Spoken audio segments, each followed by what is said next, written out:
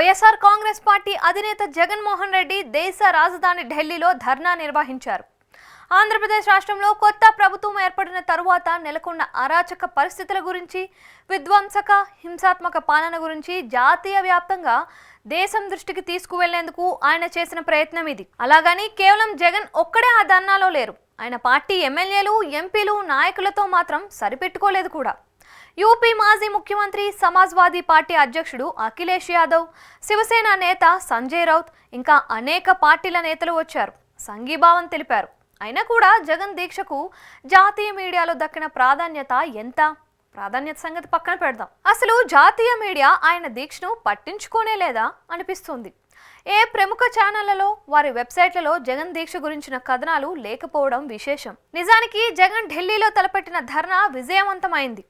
చంద్రబాబు హింసా రాజకీయాలను, దుర్మార్గాలను దేశంలోని ఇతర పార్టీల నేతల దృష్టికి తీసుకువెళ్లాలనుకున్న జగన్ ప్రయత్నం ఫలించింది. అఖిలేష్ యాదవ్ ధర్నాలో పాల్గొని జగన్కు మద్దతు తెలియజేశారు.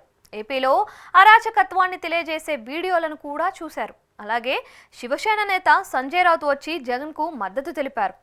కూటమి విధ్వంసాల గురించి నిరసన వ్యక్తం చేశారు. ఆమ్ ఆద్మీ, తృణమూల్ కాంగ్రెస్, తమిళనాడులోని పీసీకే తదితర అనేక పార్టీల నేతలు జగన్ వెంట నిలిచారు. అయినా జాతీయ మీడియాకు వారెవ్వరూ కనిపించలేదు. సాధారణంగా పార్టీలకు మీడియా మేనేజ్మెంట్ అనే ఓ ప్రత్యేకమైన ప్రయాస ప్రతి సందర్భంలోనూ ఉంటుంది.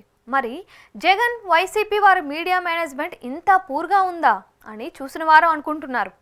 జాతీయ మీడియాలో చిన్న వార్త వచ్చినా పబ్లిసిటీ పెద్దగా ఉంటుందని జగన్ను భ్రమంలో పెడుతూ, గతంలో ఆయన పాలనలో ఉన్న రోజుల్లో విజయసాయిరెడ్డి, ఐపాక్ ప్రతినిధులు జగన్ను మభ్యపెట్టి కోట్లాది రూపాయలు ఢిల్లీ మీడియాకు దారపోసినట్లుగా పుకార్లు ఉన్నాయి. జగన్ అధివారిలో ఎన్నడూ లేని విధంగా ఢిల్లీలో జాతీయ మీడియాతో సత్సంబంధాలు నెరవేరడం కోసమే అన్నట్టుగా ఒక కేబినెట్ ర్యాంక్ పదవిని సృష్టించి దేవులపల్లి అమర్కు అప్పగించారు కూడా. మరి వారందరి ప్రయత్నాలు, వారు తగలేసిన కోట్ల రూపాయల డబ్బు అన్నీ ఎక్కడకు పోయాయి అనేది పార్టీ కార్యకర్తల ఆవేదనగా ఉంది. జగన్ ఇప్పటికైనా మేలుకోవాలని తన చుట్టూ చేరి తనను మభ్యపెడుతున్న వాళ్ళు కనీసం జాతీయ మీడియాలో వార్తలు వచ్చేలా చేయలేని అసమర్థులు అని గ్రహించాలి. ఇదేమీ పైరవీ వార్త కానీ, అబ్లిగేషన్ కానీ కానే కాదు.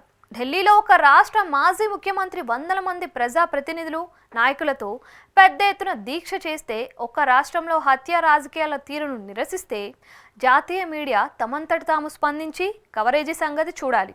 పోనీ వారు రాలేదనే అనుకుందాం. మరి ఇన్నాళ్ళు ప్రభుత్వ సొమ్మును, పార్టీ సొమ్మును వారికి ప్రత్యక్ష పరోక్ష మార్గాల్లో దోచిపెట్టిన లైజానింగ్ ప్రముఖులు ఇప్పుడు ఏమైపోయారు అనేది పార్టీ కార్యకర్తల ఆవేదన.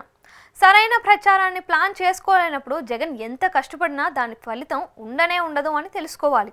అలాగే తన చుట్టూ చేరి మాటలు చెబుతూ మభ్యపెడుతున్న వారిని మారిస్తే తప్ప పరిస్థితులు మెరుగుపడవని కూడా ఆయన గ్రహించాలి అని కార్యకర్తలు, నాయకులు కోరుకుంటున్నారు.